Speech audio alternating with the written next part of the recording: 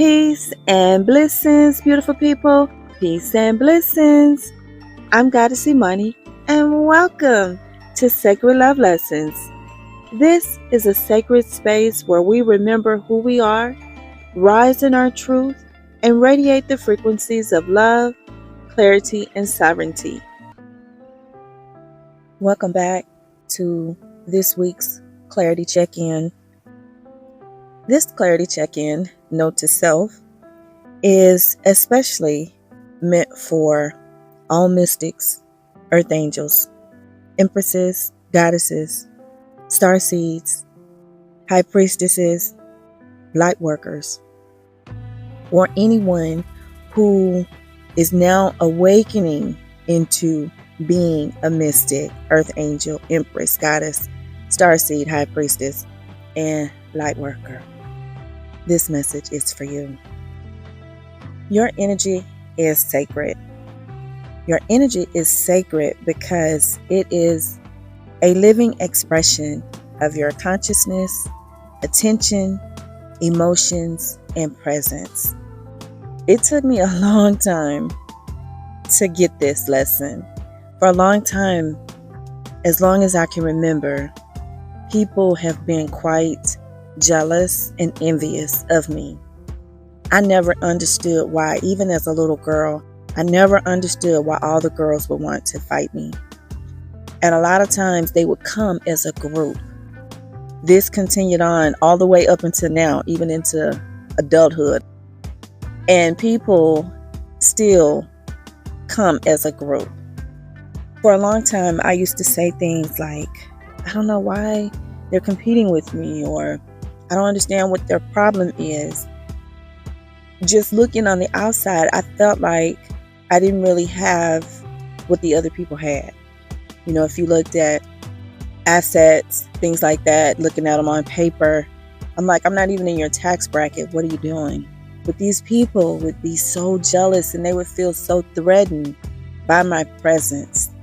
I finally figured it out. And it wasn't just outsiders. A lot of these people were in my family, where it was just this air of jealousy. And it started with my mom. You guys have heard me tell the story. If you haven't had a chance to check out that episode, Seeing Through the Mother Mirror, go back and listen to that. It'll give you an idea of where I'm coming from as it relates to my mother. So they can see our light. Our energy is sacred. When we come on the scene, we come with an energy of calm and a presence of stability. A lot of people think stability comes from outside. It comes outward. It does not. Stability comes from within. It is the energy that you hold within yourself in alignment with who you truly are. Mind, body, spirit, soul, all in complete alignment. That is what brings stability.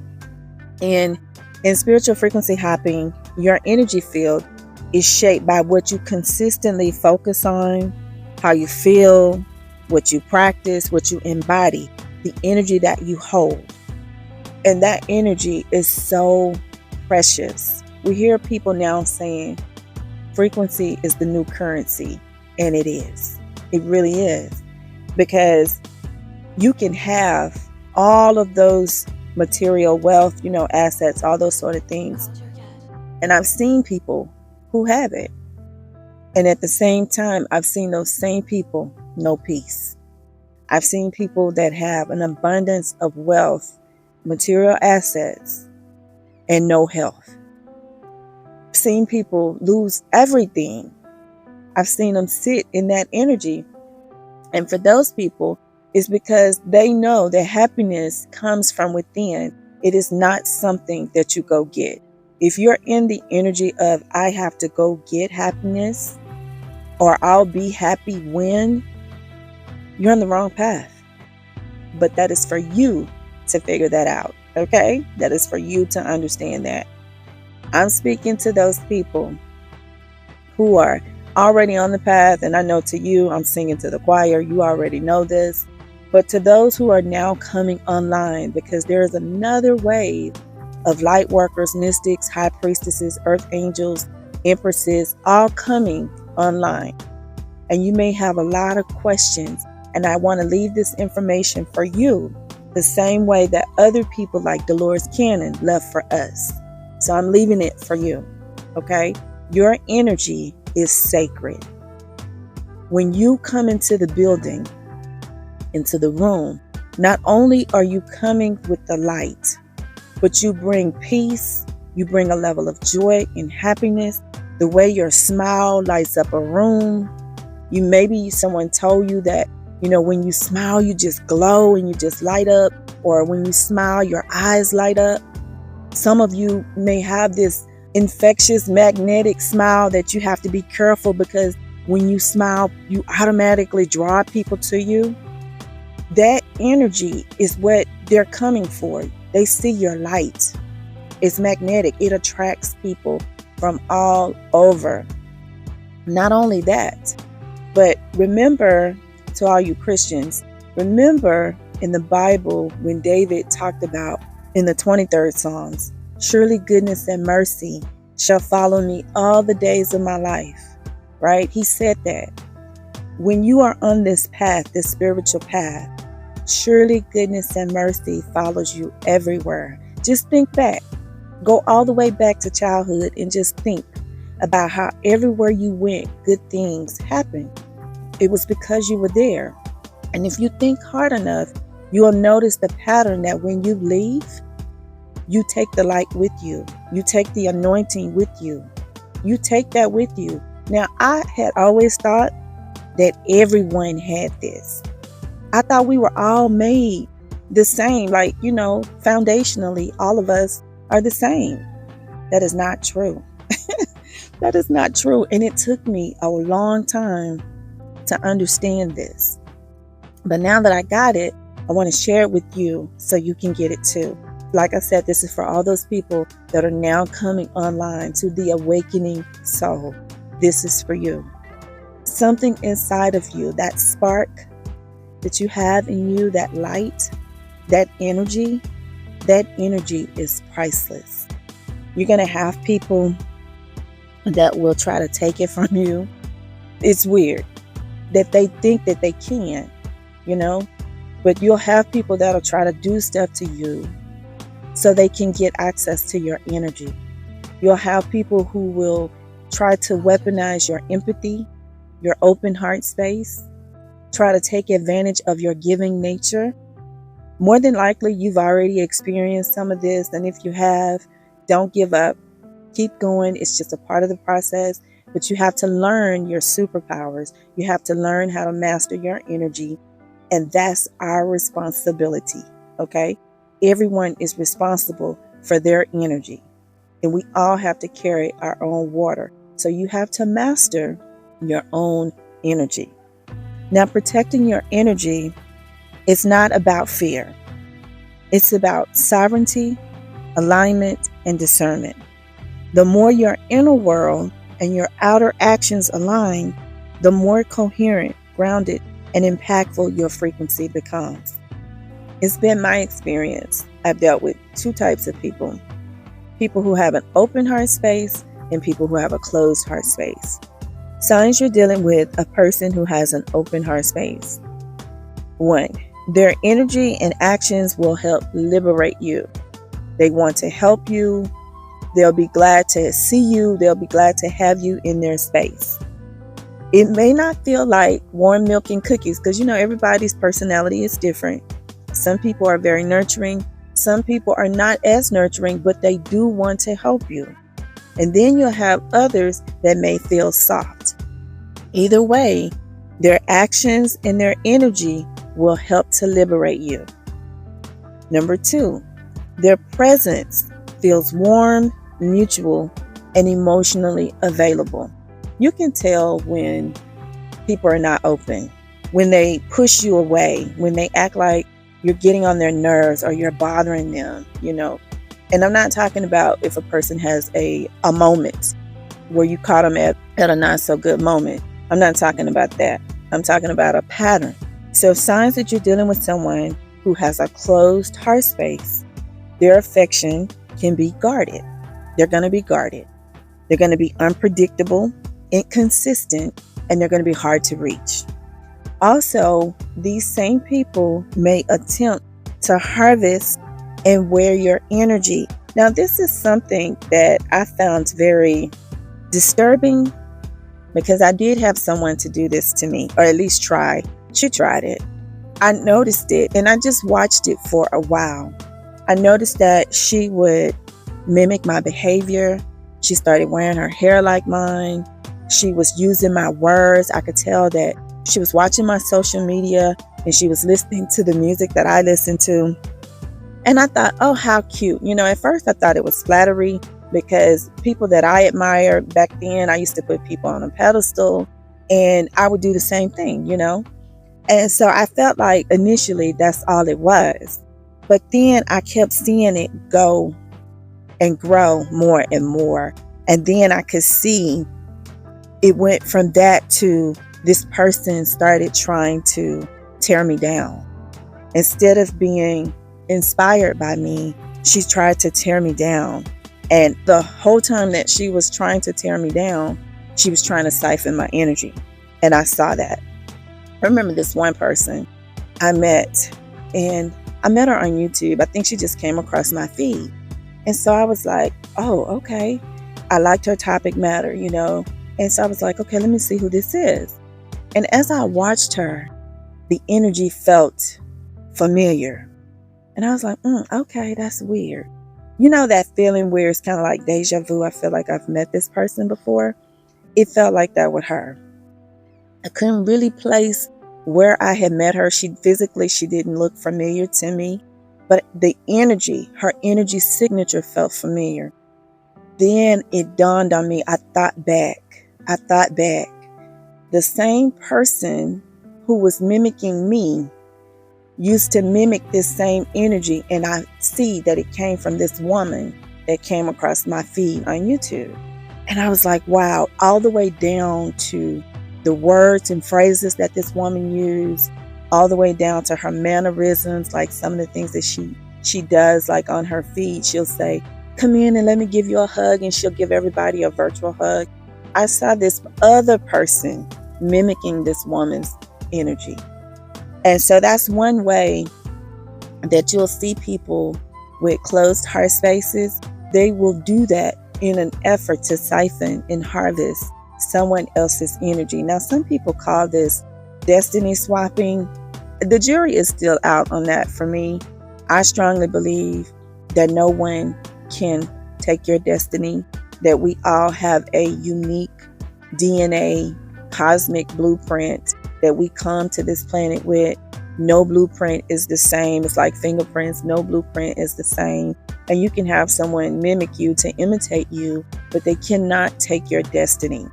So for me, the jury is still out on destiny swapping. We'll put a pin in it and we'll come back to that topic at a later time. Another thing that you might experience, that I've experienced, is you may have someone who will attempt to not only be you, but they will try to take your material. Like if you're an author or something like that, they'll go and they'll buy your material, or they'll just flat out try to steal it. And they will revamp it. They'll take what you have done and they'll revamp it to try to present the material and take credit for the material as if it's their idea. Now, you will see a lot of that, not only just in industry. You'll see it especially in the coaching industry. It's like piranhas out here. But you'll also see it in corporate America, in the workplace. And I imagine that if you live in another country outside of the U.S., human behavior is pretty much the same everywhere. Maybe not to that degree, but you will see varying stages of that behavior with someone, where they'll try to take your work and then take credit for your work. They may also try to dominate you and control or possess you. And that is another thing. Oh my God. Okay. So I am allergic, to controlling people. I'm allergic to domineering people.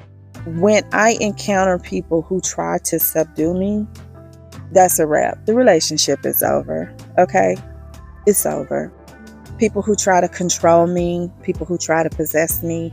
There's been moments where in the past I've given people grace because I just felt like, well, you don't really know me, and maybe this is who you are. And so I figure it takes time. Building takes time. So you don't know me. I don't really know you. Let's see what we can do, common ground to see how we can be in alignment with each other.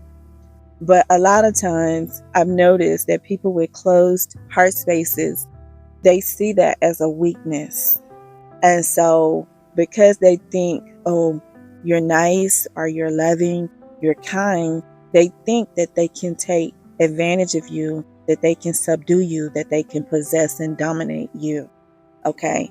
Again, I'm speaking to all of my light workers, all of my starseed people, mystics, high priestesses, earth angels, all of you guys, and all of the people that are coming into that power. Your soul is now beginning to awaken, and you fit into one of those categories. I am speaking to you too. You are the light, okay? We came here to be the light and to raise the level of consciousness on this planet that we call Earth. It is our job to be that no matter what. So no matter who you encounter, no matter what kind of spirit, being, or whatever it is that you encounter, you must always continue to be the light.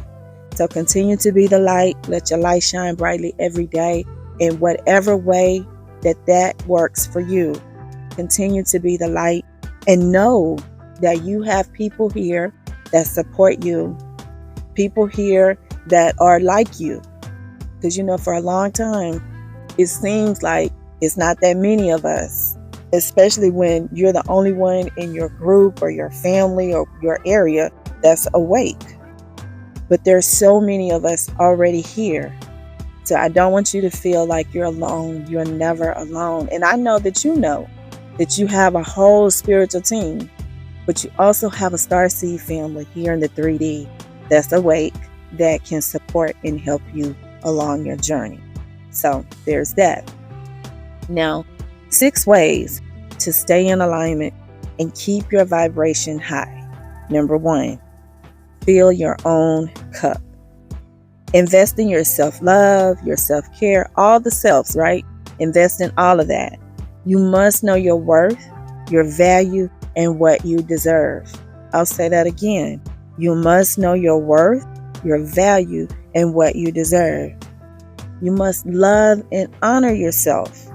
And you must also respect yourself. That's number 1. Number 2, use your discernment, intuition, and set healthy boundaries. Life on this planet is like swimming with jaws. And not just jaws, but you got piranhas in there. You got all kind of reptiles that are in the water. Okay? And then you got us. We're in the water too. So you have to set healthy boundaries. That'll look like whatever it looks like for you. But one of the main things that I've noticed in my experience is to limit my access. Like, your light is going to draw in people. Not everyone should have access to you. And then with that, you have to be discerning. You have to use your intuition. And there's no days off. It should become like breathing, where you just have to be that. Because it's like hackers. Have you noticed the increasing level of scams and fraud and hacking that's going on in the world? So you have people who work, in the shadows. They call those black hats. And then you have the ones who work in the light. They call those white hats. And both sides have different roles, but they both have to be on their job every day. Well, it's the same way with us, people that are on a spiritual path. So you have to have healthy boundaries. Beware of following the group or the crowd. That path right there leads to dead ends. I'm not telling you to be an island. I'm not saying, stay in hermit mode. Hermit mode is very helpful if you ever have to go into hermit mode. And more than likely, at some point on your journey, you will. But be careful and beware when you are following the crowd. And I would say don't do that at all. Don't follow the crowd. You can affiliate with people, with groups on certain levels, but you also have to go back to using your discernment and intuition with that as well. Because it has been my experience that some groups will lead to a dead end. Number 3, use discretion and move in silence. I can't say this one enough. Haters are gonna hate, okay? Some people just have this crab in a bucket mentality. That's just the way it is. And your light, your happiness will trigger their jealousy and envy. And jealousy and envy is real. And don't be surprised if it comes from your own family as well. So you want to use discretion and move in silence. I used to share a lot online. I used to be very open before I knew, right? Before I was awakened and I knew what it was. And so now I still share, but I'm more intentional about what I share. And I don't share as much as my personal business as I did before, because before I really felt like I overshared because I was just so happy and I wanted to share my joy with the world. But then I learned that not everyone has my best interest in their hearts. And a lot of those people were in my face, smiling in my face. Some of those people were in my family, but some of those people were like colleagues, acquaintances, that sort of thing, smiling in my face, but they really didn't have my best interest in their heart. They really didn't. And so I had to learn how to use more discretion, how to be more intentional about what I post on social media. And so that is something that I would highly recommend to you, to use your discretion, move in silence. You will have people who will try to steal your work. That's just like, once you come into knowledge and you get spiritual downloads, you'll even have people who will try to intercept your spiritual downloads, okay? But you have to know that nothing that belongs to you can be stolen and taken. And always, always, always, always call your energy back. Moving in silence, using discretion. When people don't know what you got going on, they don't know what you're doing, they don't know what you're working on. 1, they can't attack it. 2, they can't block you. And 3, they can't try to take it from you if they don't know what's going on. So discretion and moving in silence is very, very important. And then also, I would say, don't get caught up with competition. I know the secular world, that's a huge thing for them. But on our path, we don't compete with other people. The only person that you're trying to be better than is yourself. Better than who you were the day before, or your previous project, or your previous book, the previous season, whatever it is that you're working on, right? The previous song. You're trying to be better than who you were before, to improve yourself, to elevate your frequency. That's where, if you talk about quote unquote competition, that's where the competition is. Now, the secular world, they want to compete against you as a person. Some of them will try to compete against you and your light. Like, how silly is that? But they do. That's how they think. It's sick and twisted, but that's how they think. Don't get caught up into that. Number 4, let the mirror be what it is. Love liberates. It does not seek to possess or control. Everyone is free to be themselves, and so are you. Sovereignty is your birthright. Okay?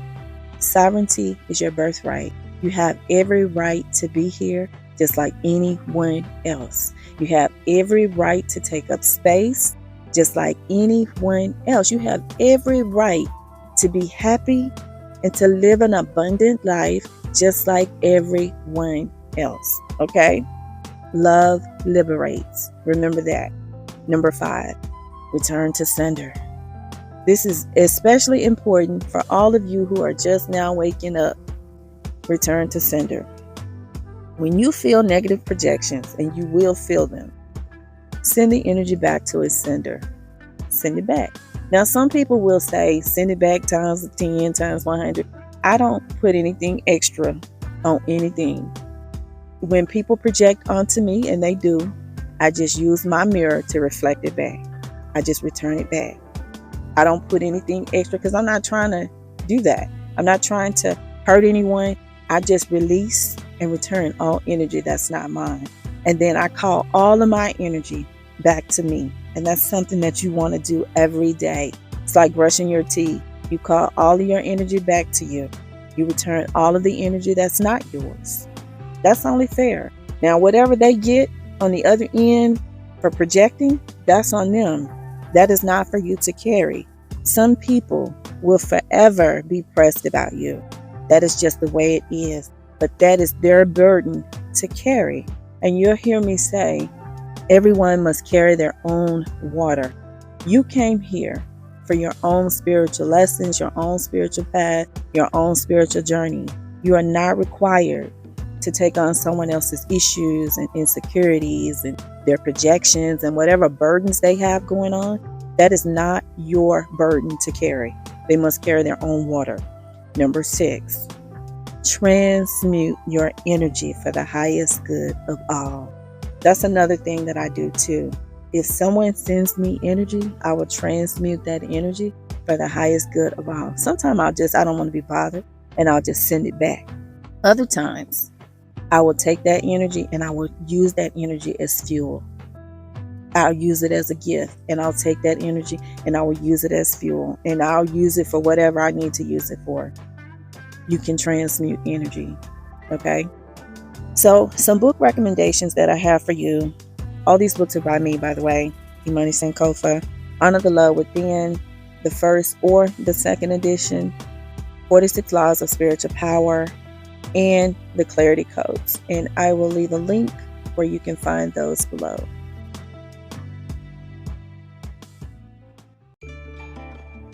That's what I have for you today. Thank you for being here and sharing this sacred space with me. If this episode resonated with you, please like it and share it with someone who is ready to remember their own power. And until we speak again, be the light.